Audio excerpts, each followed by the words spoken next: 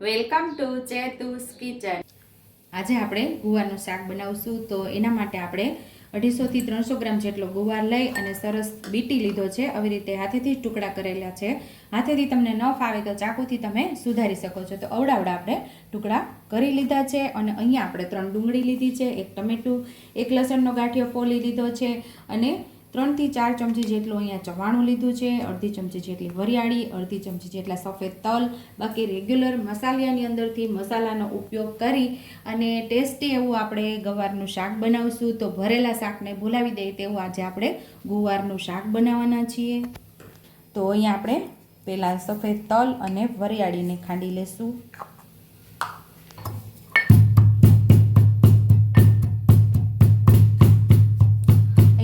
વરિયાળી અને તલને ખાંડી લીધા છે। તો ચવાણું પણ સેમ ખાંડણીની અંદર ઉમેરી અને ખાંડી લેવાનું છે। આ જગ્યા ઉપર તમે મિક્સર જારની અંદર પણ આવી રીતે બધું મિક્સ કરી અને ખાંડી શકો છો।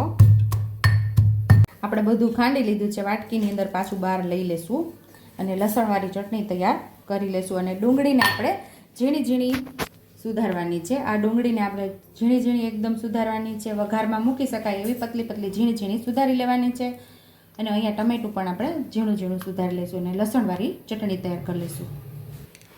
ચપટી મીઠું નાખી અને આપણે જે પ્રમાણે તીખાશ ફાવે એ પ્રમાણે લાલ મરચું પાવડર ઉમેરી અને લસણવાળી ચટણી તૈયાર કરી લઈશું। આપણે 1 ચમચી જેટલું આપણે લાલ મરચું પાવડર આની અંદર ઉમેરી અને હવે આપણે એને ખાંડી લેવાનું છે। તો આપણે લસણવાળી ચટણી તૈયાર કરી લીધી છે અને એક બાઉલની અંદર કાઢી અને એને આપણે કાલવી લેવાની છે। બધો મસાલો તૈયાર કરી લેશું। તો અહીંયા 1 ચમચી ધાણા જીરું પાવડર ઉમેરશું, અડધી ચમચી જેટલી હળદર ઉમેરશું, સ્વાદ મુજબ આપણે મીઠું ઉમેરશું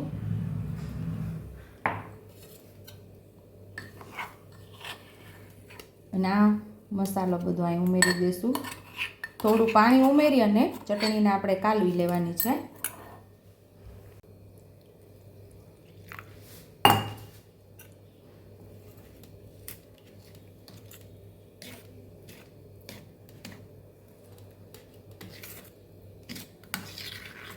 તો આવી રીતે આપણે ચટણીને કાલવી લેશું, એટલે કે ઢીલી કરી લેશું। આપણે જ્યારે મસાલો ઉમેરીએ તેલની અંદર ત્યારે આપણો મસાલો ન બળે, આવી રીતે તમે કાલવી લ્યો તો આપણો મસાલો બળે પણ નહીં ને મસ્ત એવો સતળાઈ જાય। તો અહીંયા આપણે ઝીણી ડુંગળી પણ સુધારી લીધી છે અને ટમેટા પણ સરસ એવા સુધારી લીધા છે। આપણે ગેસ ઉપર આપણે કુકર રાખી દીધું છે અને 1.5 ચમચા જેટલું આપણે તેલ ઉમેરશું। તો અહીંયા આપણું સરસ તેલ ગરમ થઈ ગયું છે। તો અડધી ચમચી જેટલું આપણે જીરું ઉમેરશું, થોડી હિંગ ઉમેરશું, જે ડુંગળી આપણે ઝીણી સુધારેલી આપણે સાતળી લેવાની છે તો એ ઉમેરી દઈશું આપણે।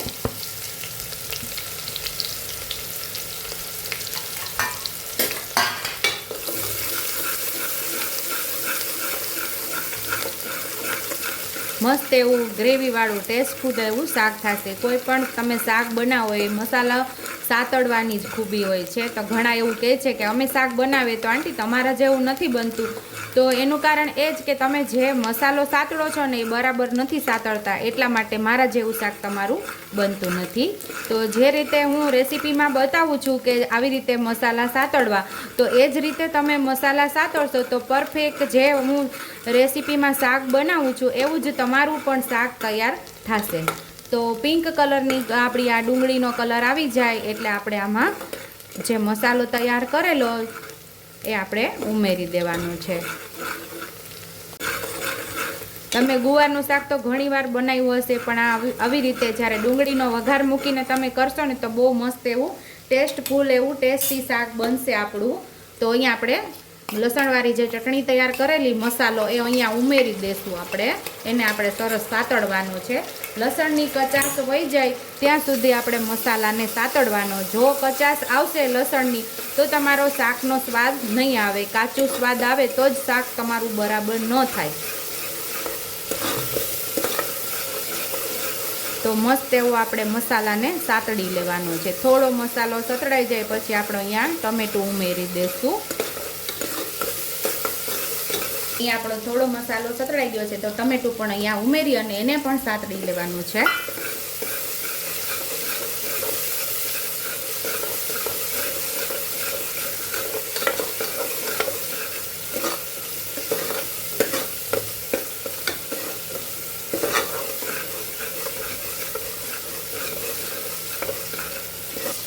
તો અહીંયા આપણું ટમેટું પણ સરસ પાકી ગયું છે, મસાલા સાથે એક રસ થઈ ગયું છે, તેલ પણ સરસ છૂટું પડવા લાગ્યું છે, મસાલો નીચે તળિયામાં બેસવા લાગ્યો છે. તો અહીંયા આપણે આ ગુવારને ઉમેરી દેવાનું છે.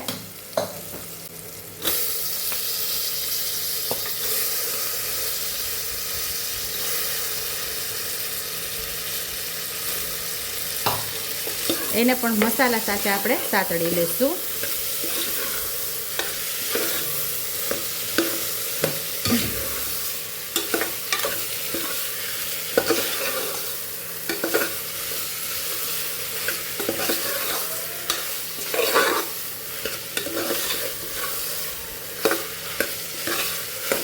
મસાલો એકદમ મસ્ત એવો સતળાઈ જાય આપણા ગુવાર સાથે, ને ગુવાર આપણો બધો મસાલાથી કોટિંગ થઈ જાય પછી જે આપણે મસાલો તૈયાર કરીને રાખ્યો ચવાણાવાળો એ પણ અહીંયા ઉમેરી અને પાછું સાતળી લેશું.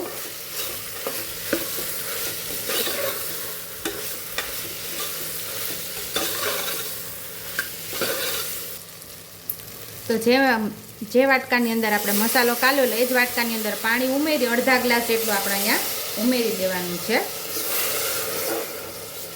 તો અહીંયા આપણે અડધા ગ્લાસ જેટલું પાણી ઉમેરેલું છે, અડધો ગ્લાસ આપણે બીજું ઉમેરશું.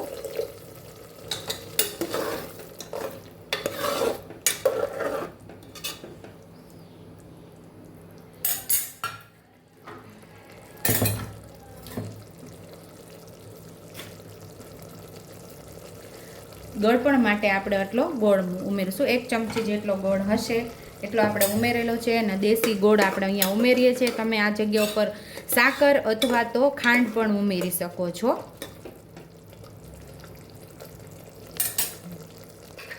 હવે અહીંયા આપણે એક ગ્લાસ જેટલું પાણી ઉમેરી અને હવે આપણે કુકર બંધ કરી અને 4 સીટી લઈ લેશું. અને તમારે જે પ્રમાણે ગ્રેવી જોતી હોય એ પ્રમાણે અહીંયા તમારે પાણી ઉમેરવાનું. ગ્રેવી વધારે ના જોતી હોય તો અડધા ગ્લાસ જેટલું પાણી ઉમેરી અને 4 સીટી કુકરમાં લઈ લેવાની. કુકરની અંદરથી જાતે જ હવા રિલીઝ થઈ ગઈ છે. હવે આપણે ખોલીને જોઈ લઈશું. 4 સીટી આપણે કરી લીધી છે.